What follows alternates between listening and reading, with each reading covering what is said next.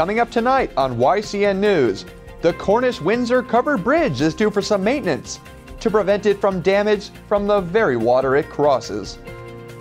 A unique jeweler opens up in Claremont, New Hampshire. We've got words from one of the owners. And sailing in Lake Sunapee, a 3-day nautical event kicks off today.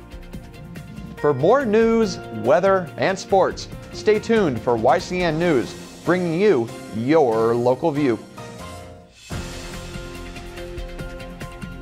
Now, your daily digest of the Dartmouth Lake Sunapee region, southern Vermont, and Windsor County. News, sports, weather, and all that is happening in our area. The news on YCN, your local view. Good evening, everyone. It is Friday, August 7th. Thank you for joining us tonight. I'm Kurt Weedy, and this is YCN News. Well, we start tonight with a famous landmark in our area. The Cornish-Windsor covered bridge is due for some maintenance. The New Hampshire Department of Transportation is hoping to begin a $2 million restoration of the historic bridge in September of 2016. The purpose of the work is to remove flood-related erosion, called scour, from the structure's supports. Residents of Cornish, New Hampshire and DOT officials met with the town select board last Friday to discuss the details of the project. It prompted citizens to express concerns regarding lane closures and the possible rerouting of traffic. Officials did assure the board that the bridge would remain open during the project and that they intend to finish the project before the end of 2016. DOT workers will use a mix of sand and cement to fill gaps within the stone supports, as well as remove abundant vegetation to improve the river's flow downstream. The DOT will now create final plans based on Friday's meeting, and it hopes to begin applying for permits this coming January. Women across the country will now have increased protection and easier access to mammograms. Women aged 40 to 74 will be protected under a new law introduced by New Hampshire Senator Kelly Ayotte. Earlier this week, Senator Ayotte joined Senator Barbara Mikulski of Maryland in introducing the Protecting Access to Life-Saving Screenings Act to protect access to annual mammogram screenings for women. Ayotte noted that preventive screenings play a critical role in the early detection of breast cancer and can help save women's lives. She added that in consultation with their doctors, women are able to make their own healthcare decisions. Now, in April of 2015, the U.S. Preventive Services Task Force proposed changes to the National Breast Screening Guidelines that would undermine access to these screenings for 22 million women. The legislation would allow time for Congress and others to review the impact these recommendations would have on women being screened for breast cancer. Well, on a different note, the sale of medical marijuana could land close to home for Upper Valley residents. The Valley News reports that one of the state's first 4 medical marijuana dispensaries is proposed for a business park in Lebanon's Route 120 corridor. The proposed project is being led by Temescal Wellness, which is a Manchester-based organization. The state selected this organization to vend medical marijuana to serve Cheshire and Sullivan counties, including Hanover and Lebanon through one dispensary. Now, another dispensary is planned for Belknap, Rockingham, and Strafford counties. Temescal has said that it plans to locate the dispensary, which I should note is being called an alternative treatment center, in an office space in the Hanover Road Professional Center. The organization's president, Ted Rebels, said the location north of Dartmouth Hitchcock Medical Center and just south of the Hanover border was chosen based on its proximity to the hospital and to the interstates. The facility would be equipped with an alarm system, only authorized persons would have access, and that the cannabis would be locked in a safe. All these rules were established by the State Department of Health and Human Services. Now, on a similar note, the Upper Valley Lake Sunapee Regional Planning Commission is hosting a Hazardous Waste and Medicine Collection Day right here in Claremont. That's on Saturday, the 18th. The event will be held from 9 in the morning until noon at the Claremont Public Works Garage. The idea is to help families get rid of those toxic items ranging from old rechargeable batteries to expired or unwanted prescription pills, taking up room in medicine closets. Residents from any of the Commission's 18 participating towns can take advantage of the event for free. Residents of non-participating towns will be charged per item disposed. For a complete list of participating towns and information on other collections days coming up, visit the website listed at the bottom of your screen. Well, with the national focus on the Republican presidential contenders, local residents continue to watch the Democratic race as Senator Bernie Sanders continues to tighten the race with Hillary Clinton in the Granite State. The New York Times reports local polls show 42% of likely Democratic primary voters said that they would vote for Clinton. 36% said that they supported Sanders. The survey considers that gap to be a statistical tie, but it shows that Sanders continues to show strength after months of negative publicity about Hillary Clinton's use of a private email server as Secretary of State. Both candidates continue to campaign across the country, and we will keep you updated as their tours touch our region. Well, coming up next on YCN News, a unique jeweler opens up in Claremont just down the street on Pleasant Street. We've got words from one of the owners. Stick around for those. The YCN News continues in a moment. Welcome back to YCN News, everyone. Thank you for staying with us on this Friday evening. I'm Kurt Weedy. Well, solar power is shining its rays in southern Vermont stronger than it ever has there before. The Wyndham Solid Waste Management District has finalized its deal with a solar power developer that will pave the way for this developer to build what will eventually become one of the largest solar arrays in the entire state of Vermont. The Brattleboro Reformer reports that a 25-year agreement with Pristine Sun LLC will have the solar development firm leasing land over a capped landfill from the waste district, and financing the 5-megawatt solar project. Integrated Solar of Brattleboro will build this solar array, although Pristine Sun will pay for the redevelopment of the site and will own the solar array once the work is completed. This work could be completed as soon as October of 2016. Classic car and truck aficionados, this one's for you.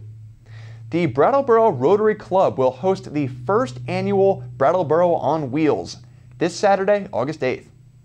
It takes place from 10 in the morning to 4 in the afternoon. Proceeds will benefit local charities. It's taking place at the Brattleboro Union High School. The event will feature classic cars and trucks, among other events, as well as featuring motorcycles.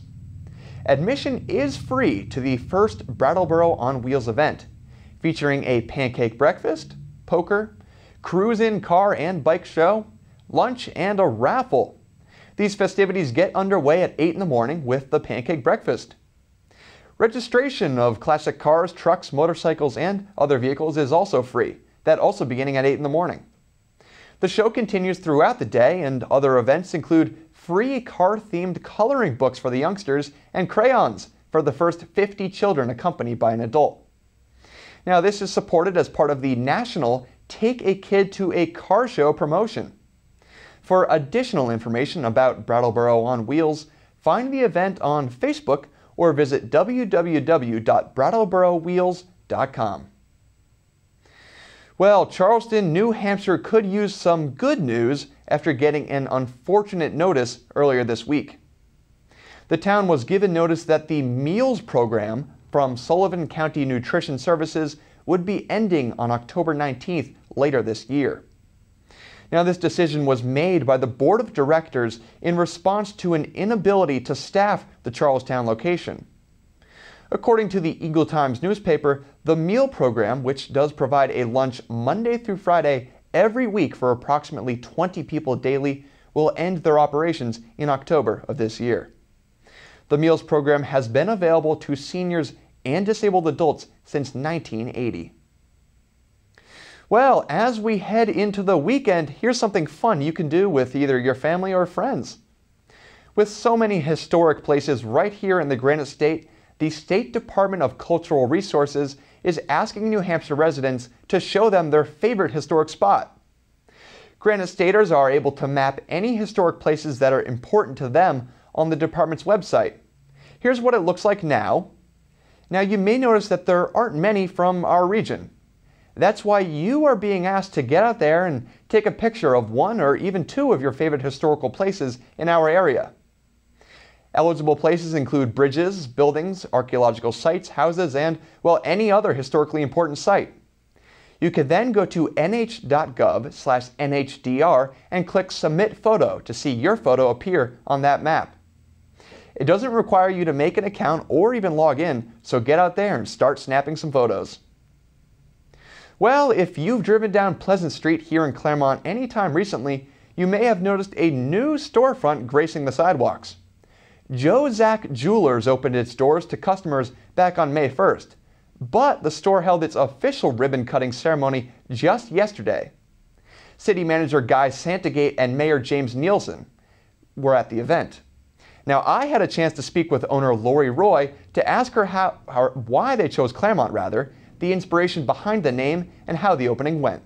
We live in Claremont. My husband owns a funeral home in Claremont, so the family business started back in 1973. And my husband and I have been married for almost 5 years now, so this is where we reside. I couldn't imagine being anywhere else, to be honest with you. So Joe Zack Jewelers is, the name comes from my daughter's name is Jordan, that's the Joe, and my son's name is Zachary, and that's the Zach. So years ago, I had said if I ever opened up my own jewelry store, that would be a great name. Packed house. I had friends. My girlfriends were in, and they helped us with the with helping customers. Open house turned into we started selling jewelry, so that's not a bad thing. So it was great. The whole concept of the store is very well received, and one of the things we're trying to do is really specialize in New England artisans. There's a lot of incredible designers in New England, so we want to highlight them. Be sure to stop by and see what this unique jeweler has to offer. Well, before we go to break, you might be wondering what YCN News is bringing you next week. Presidential candidate Rand Paul will be in Claremont on Tuesday, so we'll have a spotlight on his visit. Additionally, next week marks the first week that high school sports teams can begin practicing. Mike Pizzone will have a look at that for you. But first, after the break, the new London Barn Playhouse is currently showing their performance, Steel Magnolias. YCN's Lynn Solomon will be speaking to another actress from the play. Stick around for those words. The YCN News continues in a moment. Welcome back to YCN News, everyone. Now, just yesterday, we brought you an interview with Emma Rose Brooks of the new London Barn Playhouse. Now today we'll hear from Cora Jo Anderson, an actress in Steel Magnolias as well.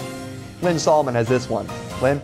Lynn Solomon coming to you from the new London Barn Playhouse, and we've just had the very nice privilege of watching Steel Magnolias, which is only here until August 9th, so hurry up and get your tickets. We did a quick review last night. Tonight we are going to meet Cora Jo Anderson. She happens to play Shelby, one of the pivotal roles here. Thanks for joining us. Yes, thanks so much for having me. What a great show. I cried, I laughed. It's I know. Awesome. Well, you all looked like you were crying on stage for parts too. Yes, lots of tears on stage, lots of real laughter, but you know, sometimes it's in your defenses because you've been crying so much in other scenes. Right, it's such a real and beautiful story. Yeah, and you play Shelby, one of the younger girls in this show. It all takes place around a beauty parlor where ladies come and get their hair done once a week. Yep, exactly. And we have so much fun. We have amazing wigs in this show, which are pivotal to the entire process. But, you know, sometimes I feel like in salons, you kind of end up spilling a little more than you would usually. Absolutely. Who doesn't love their hairdresser? Yes, exactly. Yeah. Well, the hair and the clothes and the makeup and the set will bring anybody from the 80s right back. Right on back. Because I was looking and saying, those are my clothes from high school. Yeah. Oh my gosh, it was so great. Well, and now they're kind of our clothes from high school too, because it's all coming back. We have our director fighting over like which pairs of my pants she's gonna get to take home. Oh yes, very retro. Yeah. You had played the character of Annelle in another version. How'd you like the difference? Yeah. Oh, I mean, both roles are so wonderful. And I mean, with Annelle, she's got a much bigger arc on stage in front of everybody. Yes. But what I noticed when I was playing Shelby is that she kind of equally has her own behind the scenes, which people will find out when they see it and see the time lapse and whatnot. Yeah. But both of them are so great. Their relationships are so much fun to explore when I've already had a different one with, say, Annelle and Weezer versus mine now with Shelby and Weezer. It's really wonderful. Well, it's great. Well, thank you so much for bringing your talent to the stage, only for a short week. And I'm lucky to be here. Yeah, we will definitely ask our audience members, do not miss this show, only until August 9th. Yeah. Thanks, Cora. Thank you. Bye-bye. Thanks, Lynn and Cora. And make sure you head over to New London and check out that play this weekend. Well, we've got some sports for you next on this Friday night. Today marked the start of the 12th District Star Class Sailing Championships on Lake Sunapee. Mike Pizzone spoke to the race committee chairman about the nautical event. Plus, sailing is best under beautiful weather, right? He'll also have your forecast to see if the water will be calm. You can also expect your community calendar too, so please stay with us. The YCN News continues in a moment. Welcome back to YCN News. I'm Mike Pizzone. Well, it was a beautiful way to end the work week with sunny skies and comfortable temperatures, and it looks like the weekend should be similar aside from a slight chance for showers Sunday afternoon. Skies will remain partly cloudy this evening with winds of up to 5 miles per hour and temperatures bottoming out at about 53 degrees. Things will warm right back up into the upper 70s again tomorrow with mostly sunny skies and light winds before another comfortable evening tomorrow with a low of 58 degrees. Sunday will begin nice enough with partly sunny skies and temperatures maxing out at around 77 degrees, but there's a 30% chance for showers later in the afternoon. Things will be nice in time for the evening though, with partly cloudy skies and a low of 58 degrees. Now let's take a look at our community calendar to see what's happening over the weekend. The Springfield High School soccer team is holding a car wash, yard sale, and bake sale tomorrow from 10 a.m. to 3 p.m. at the Riverside Middle School in Springfield, Vermont. All proceeds will benefit the team. Newport, New Hampshire's Movies in the Meadow Park series continues tomorrow with a free showing of The Chronicles of Narnia, The Lion, the Witch, and the Wardrobe from 7:30 to 9:30 p.m. on Meadow Road. And don't forget to check out the 82nd Annual League of New Hampshire Craftsmen's Fair tomorrow and Sunday from 10 a.m. until 5 p.m. at the Mount Sunapee Resort in Newbury, New Hampshire. Cost is $12 for adults, $10 for seniors and students, and free for children under 12.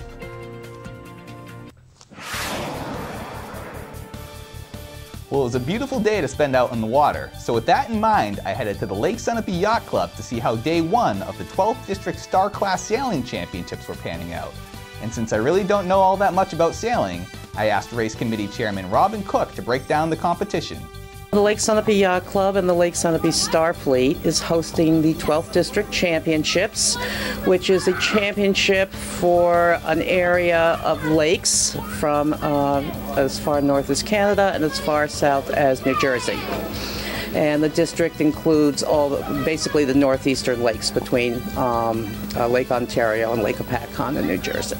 We have the option of several different race courses depending on the velocity of the wind and where the wind is coming from. Lake Sunapee is not a very wide lake, and so when we have a westerly or an easterly, then we have to run different courses than when the wind is coming out of the north or the south. Basically, run a race at about 7 miles. There's a starting sequence, 6 minutes, with flags, different flags, and guns and horns signaling the time. Start with 6 minutes with a horn, end up with a cannon at the start of the race. The starting line should be square to the wind. Sometimes it's not. Hopefully, if it is, if the starting line is square to the wind, then basically the boats have the same advantage at one end of the line or the other. So that what we would do is basically you would race into the wind for 1.5 miles, then you would race off the wind for another 1.5 miles for a course which is basically 5 legs. So you'd race into the wind back and forth for 5 legs. The Lake Sunapee Open we host every year. It's an open regatta. That means stars can come from anywhere. And they have in the past. We used to get quite a few boats from the West Coast. We've started as many as 72 boats on the line, which is very exciting on a very small lake like this. We had a 5-race series last weekend, and we're very fortunate to have proper wind to be able to complete all the 5 races. And on the baseball field, the New Hampshire Fisher Cats finally put an end to their 3-game losing streak, swinging its way to a 2-0 victory over the Richmond Flying Squirrels last night. The Cats will travel to Maryland tonight to kick off a 3-game series against the Bowie Bay Sox. And that wraps up your look at local sports. I'm Mike Pizzone. Thanks, Mike. Well, for our final segment today, we've got some Kearsarge Chronicle for you from Bubba's Bar and Grill. Today, Lynn Solomon is speaking to Kathy Merrill. Now, she is a national champion in the U.S. Arm Wrestling Federation. You don't see that every day, so please stick around. We'll be back in just a sec. The YCN News continues in a moment.